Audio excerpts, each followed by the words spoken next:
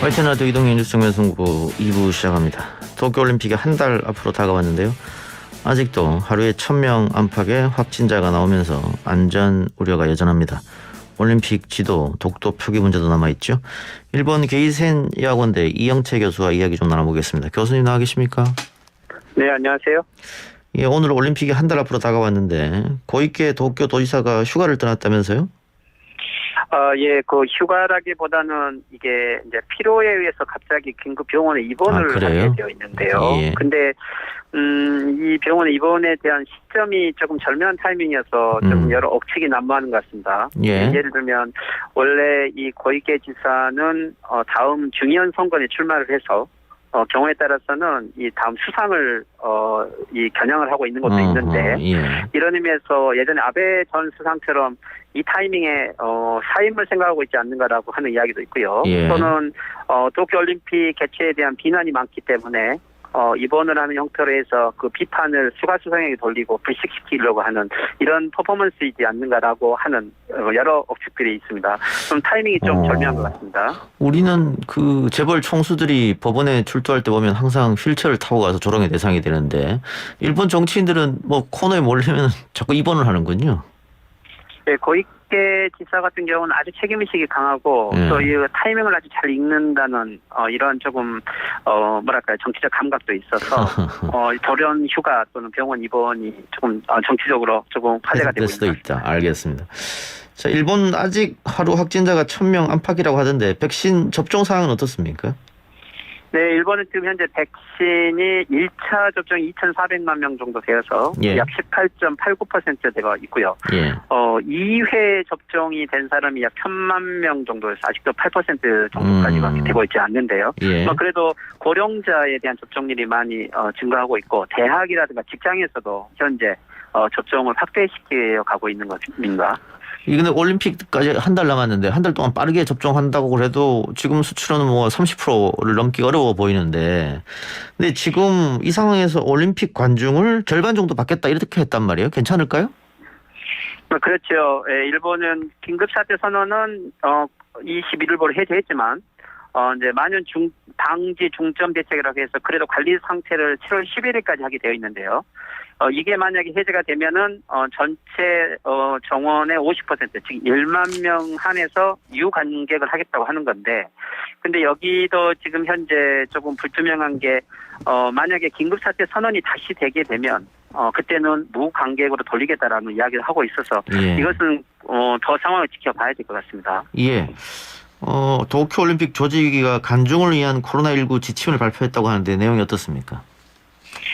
네, 어제까지 이 쟁점이 되고 있었던 게 이 관객들에게 이 주류 판매를 허용하겠다고 해서 어제 하루는 여기에 대해서 많은 비판이 쏟아졌는데 결국 예. 오늘은 도쿄올림픽 조직위원회가 주류 판매는 금지하겠다. 예. 그리고 출입하기 전에 코코아라고 하는 이 방지 앱을 설치하게 만들고 마스크 착용을 필수화하겠다. 그리고 목소리를 내서 응원을 금지하겠다라는 여러 가지 좀 방침이 적어져 있는데요. 예. 하지만 이게 구체적으로 만약에 코로나 환자가 발생했을 때 구체 어떤 행동을 해야 되는지라든지 그리고 입장 거부나 강제 퇴장도 할 수 있는데 어디까지 강제성이 있는지에 대한 여러 의문들이 있는 것 예. 같습니다. 그러니까 주류 판매 금지, 마스크 착용 그리고 뭐 정원의 50%까지 허용이라고 했습니다만 가변적이라 이 말씀이네. 언제든지 바뀔 수 있다. 그렇죠. 실제 이 코로나 상황이 아직 어제부터 다시 도쿄에서 지난주에 비해서 100명씩 증가하고 있고 이게 다시 증가 경향으로 지금 가고 있는 상황에서 과연 올림픽 기간 중에 그대로 현 상태를 유지할 수 있을지에 대해서 전문가들은 거기에는 새로운 폭발이 있을 거라고 이야기를 하고 이번 50% 결정과 1만 명 결정에 전문가들의 의견이 전혀 반영되어 있지 않았다고 해서 의사들과 전문가들은 따로 기자회견을 했습니다. 예. 지금 우리나라에서는 여권의 잠룡들이 이거 독도를 지도에서 표기하는 거 처리하지 않으면은 올림픽 보이콧해야 된다 이런 이야기까지 하고 있는 실정인데 일본 내 반응은 어떻습니까? 이 독도 지도 표기에 대해서? 네, 일본에서도 한국의 반응을 간접 보도하는 식으로 형태로 이야기는 하고 있지만 실질적으로는 워낙 코로나 상황이라든지 올림픽 관련 쟁점이 많아서 독도 표기 문제가 그렇게 쟁점화되고 있지 않고요. 예. 오히려 쟁점화시키지 않으면서 독도를 그대로 올림픽에서 표기를 하고 지나가겠다는 거죠. 일본 조직위원회에서는 IOC가 전혀 문제시하지 않았다라고 오히려 허가를 받았다는 형태로 활용을 하고 있는 것 같습니다. 예. 그러면 한국에서 보이콧 여론도 있다. 뭐 이런 것들도 전달이 안 되고 있습니까? 네, 보이콧에 대해서는 역대 수상, 전임 수상들 그리고 대통령 후보 관련된 사람들이 여기에 보이콧을 주장하고 있다라는 형태로 보도를 하고 있고, 예. 네, 하지만 한국이 참여할 거라는 형태로는 간접적으로 이야기를 하고 있는 것 같습니다. 예, 알겠습니다. 그리고 또 이 바이든 대통령이 아니라 질 바이든 여사가 올림픽 개회식에 미국 대표로 참석할 가능성 이런 이야기도 나오고 있는 것 같은데 일본 언론에서 어떻게 쓰고 있습니까? 그렇죠. 일본 언론에서도 바이든 대통령이 참여했으면은 제일 적극적인 홍보가 되었겠죠. G7에서 올림픽을 지지한다라고 이야기는 끝났고, 하지만 역대 올림픽에서 미국 대통령이 직접 참여한 적은 없었기 때문에 예. 가장 요구했던 것은 해리스 부대통령이 참가를 가장 기대했던 것 같습니다. 예. 지난해 평창 올림픽 때서도 펜스 부대통령이 참여했었죠. 예. 그런데 결국에는 해리스 부대통령 오지를 못하고 질 여사가 참여하게 된 거에 대해서 보도를 하고 있는 것 같습니다. 예. 한미 정상회담과 미일 정상회담이 온도차가 있었다라든가 혹은 G7 회담에서 일본이 한국보다는 좀 푸대접 받았다 이런 이야기 있기는 했던데 일본 언론도 그런 걸 쓰고 있습니까 혹시? 네, 그렇죠. 일본 내에서도 이 한미 정상회담과 이 미일 정상회담에 대해서 특히 한미 정상회담이 아주 전격적인 의미 있는 회담이 되었기 때문에 예. 오히려 일본의 보수 미디어 자체도 미일 정상회담에 대한 수상의 어떤 성과들을 비판하기도 했고요. 특히 예. G7에 대해서는 일본의 여러 미디어들이 너무 스가 수상이 경직되고 또 외교에 너무 약하기 때문에 예. 조금 유연하게 대응하지 못했다라는 비판들이 있는 것 같습니다. 특히 스가 총리가 돌아와서 이 G7 기간 중에 한국을 가장 경계했다라고 자기 스스로 경직됐던 아주 소인배 같은 외교를 했다는 것을 자백한 것이 되었기 때문에 예. 스가 총리 입장에서는 뭐랄까요 지금 만약에 한국하고 회담을 했을 때 어느 성과도 없이 만났던 것 자체가 국내에 돌아왔을 때 큰 비판을 받을 수 있기 때문에 이것을 가장 크게 경계했다라고 봐야 될 것 같습니다. 그럼 앞으로도 한일 정상회담은 성사되기가 좀 어렵겠네요. 아마 올림픽 기간에 문재인 대통령 방일설도 있는데 예. 실제 이렇다 하더라도 과연 의제를 가진 한일 정상회담 할 수 있을지 일단 스가 총리의 지금 머릿속에는 올림픽보다도 올림픽이 형식적인 거고 끝나고 나서 중요한 선거에 지금 모든 관심이 가 있는 거죠. 예. 결국은 선거 때문에 올림픽도 강행을 하고 있는 건데 예. 결국에는 선거에서 자기 지지층을 확보하고 그대로 유지하기 위해서는 한국과의 관계에서 너무 온건한 대응을 할 수가 없는 입장이 있다고 지금 생각하고 있는 것 같습니다. 예. 스가 총리 사임 이야기도 나오고 있긴 하던데요. 네, 글쎄요. 아마 사임을 자기 의지로 하고 싶다고 해서 되는 건 아니겠지만 예. 다음 10월, 11월 백신 완료를 하고 이것을 선거까지 하려고 하는 것은 아마 기본 시나리오인 것 같습니다. 예. 그러면 혹시 다음 총리의 하마평에 오른 사람도 있습니까?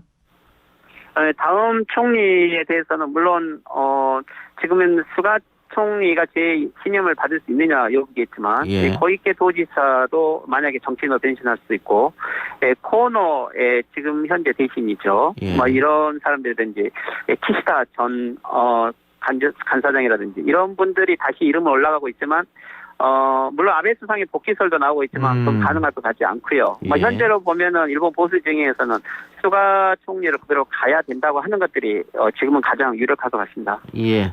최근 우리 재판부의 일제 강제징용 각각 판결 이것을 놓고 우리 국민들은 분노하는 그런 상황인데 일본 현지에서는 어떤 이야기가 나오고 있습니까? 네, 그렇죠. 일본에서는 이 판결 내용에 대해서도 보도는 있었는데 예. 일본의 일관된 입장은 강제 배상 문제는 65년 조약에서 끝났다는 거고 예. 한국이 국제법을 위반하고 있다고 오히려 한국이 해결할 문제라고 하는 거죠. 예. 그렇지만 이제 최근 1년의 이 법원 판결이 오히려 일본에게 유리한 판결을 내리고 있는데 예. 여기에 대해서 오히려 한국 정부의 압력으로 교섭을 하기 위한 어떤 판결들 아니냐라고 보수 미디어는 기도를 하고 있지만 예. 이것은 한국의 상황은 전혀 그렇지 않다라고 좀 봐야 될 것 같고요. 오히려 이게 지금 1심 판결로 다시 강제 배상에 대해서 일본의 유리한 게 나왔지만 한국에서는 최고재판소에서 이미 강제 배상 판결에 대한 일본의 책임을 결정을 했기 때문에 별로 의미가 없다라고 일본에서도 보고 있는 것 같습니다. 이런 배상 판결에 대해서 일본이 기뻐하기는커녕 오히려 한국이 한 재판부에서 다른 입장이 나왔기 때문에 오히려 한국의 사법재판부 자체를 불신하고 냉소하는 형태로 보수 미디어는 활용하고 있는 것 같습니다. 지금 어쨌든 한일 문제가 상당히 악화되어 있는 상태에서 반전의 계기가 안 보이는데 문재인 정권이 지금 1년도 채 남지 않았단 말이죠. 1년 안에 뭔가 반전의 계기가 될 만한 그런 것들이 있을 걸로 보이십니까? 한일 간의 관계만을 가지고는 어렵겠죠. 한국 같은 경우는 임기가 1년밖에 남지 않았고 수가 총리 같은 경우는 10월에 선거를 해야 되기 때문에 한국의 약한 입장을 보기는 어렵겠어요. 올림픽을 계기로 북한의 참가가 있었으면 좀 계기가 있었을 것 같은데 이건 어려웠던 것 같고요. 하지만 대신 남북 관계라든지 북미 관계가 다시 움직이게 되면 일본도 여기에 어떤 형태의 참가를 해야 되기 때문에 다시 한일 관계는 어떻게 보면 한일 관계 문제 해결보다는 남북 관계나 북미 관계의 연장선 속에서 새로운 가능성도 보일 수 있을 것 같습니다. 아, 그렇군요. 알겠습니다. 교수님 오늘 말씀 고맙습니다. 네, 수고하십시오. 지금까지 일본 게이센 여학원대 이영채 교수였습니다.